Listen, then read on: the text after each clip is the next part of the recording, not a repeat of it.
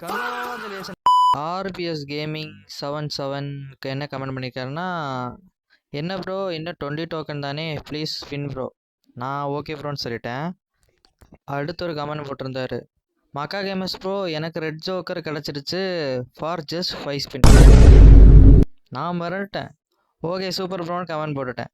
அதுக்கு அடுத்து இன்னொரு கமெண்ட் போட்டிருப்பாரு பாருங்க, எனக்கு ஹார்ட் அட்டாக்கே வந்துருச்சு. ப்ரோ எனக்கு ஃப்ரீ ஃபயர் யூனிவர்ஸ் டோக்கனில் ரெட் ஜோக்கர் பண்டில் கிடச்சிருச்சு.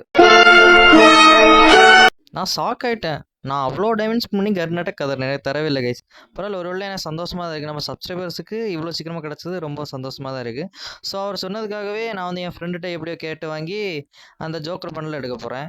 ஸோ அதுக்காக ஐடியா லாகின் பண்ணிட்டு உள்ளே வந்துட்டு இந்த காப்பி பொடி ஜோக்கர் கலர் தலையை பார்க்கும்போதே ஒரு மாதிரி அந்த ஸ்பின்னிங் அந்த ஈவெண்ட் தான் அப்படிலாம் மனசுக்குள்ளே வந்துகிட்டே இருக்குது.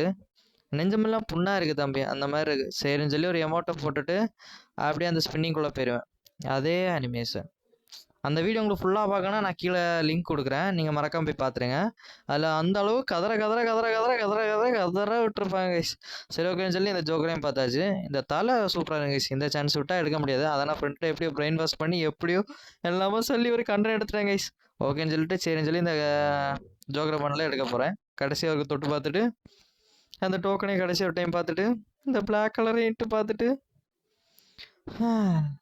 ஃபைனலி கங்க்ராச்சுலேஷன் ஃபார்னு தராங்க கைஸ்.